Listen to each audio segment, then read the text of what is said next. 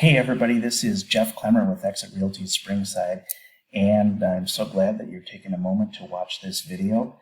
I'm just going to go over a couple of tips for landlords that I've learned over time with rental properties, and then wanted to show you how we've got some great access to a lot of potential investment properties that you may not be able to find in normal ways. So just a few tips here, and you can note all of them, but I wanted to point out a few of them that I think can be gotchas. And the first thing that I wanted to point out is the number one on this, and that is screening tenants using a written rental application. The reason why that's so important is you want to make sure that you're asking all of your prospects the same kinds of questions, the same things. You don't want somebody to accuse you of excluding them for some reason where you didn't exclude someone else. So have an application so you can't be accused of doing that. And if you're talking to them on the phone, just have a script of questions that you're using so you are being consistent with everyone. Another one that is often overlooked is number 7, disclosing environmental hazards. And you wouldn't think, well, I don't got any, so why should I do that? Here's the thing. It is a law and a requirement that you disclose everything. Even if you don't know, you have to say you don't know. And a very common one that is overlooked is lead paint. Any homes or residential properties that are 1970, built in 78 or older, could have lead paint. Lead paint is a hazardous material, an environmental hazard. And you have to disclose whether you know that your property has lead paint. You have to do that when you buy or sell, You also have to do that when you're renting it out. So tenants need to be made aware of that. And there are specific disclosures that should be used, as well as actually a pamphlet that talks about lead paint that is supposed to be given to tenants. So don't overlook something like that. And then another item here is purchasing liability and other property insurance. Often I've run into folks where they may have already owned a home, maybe they've lived in it, or when they originally bought it, they had just regular property insurance. And then they've converted it into a rental because they moved out and they wanted to hold on to it. But they haven't let their insurance company know that they've done that.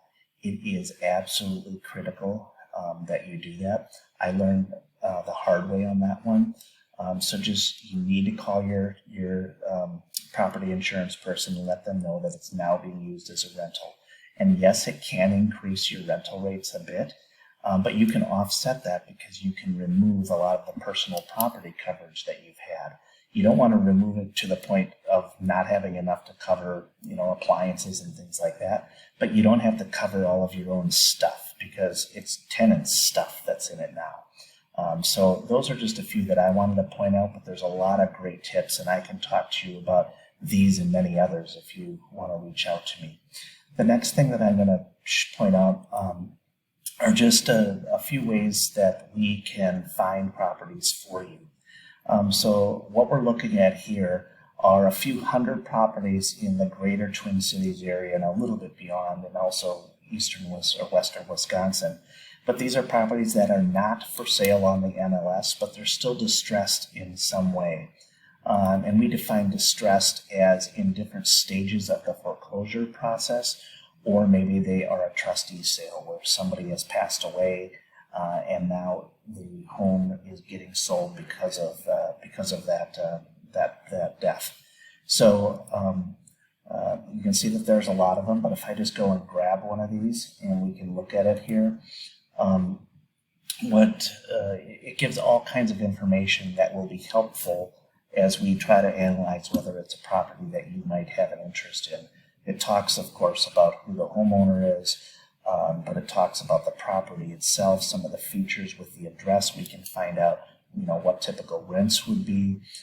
It even gets into detail about potential equity in the home, the mortgage history of the property. So a lot of really cool things that we can find out about properties that others may not be aware of.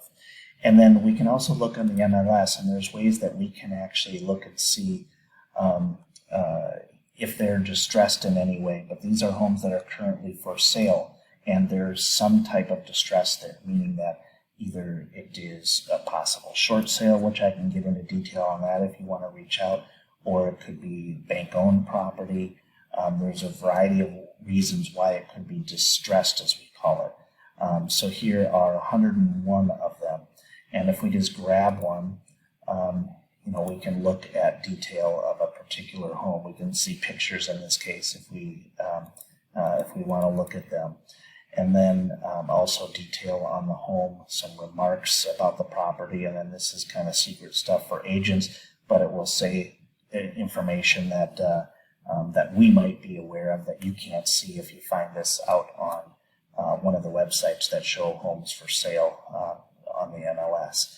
So those are just some tools that we have and some tips, and I would love to talk to you further, or have one of our team members talk to you further about purchasing rental properties and maybe getting you access to some that you might not otherwise be able to know about. Thanks so much.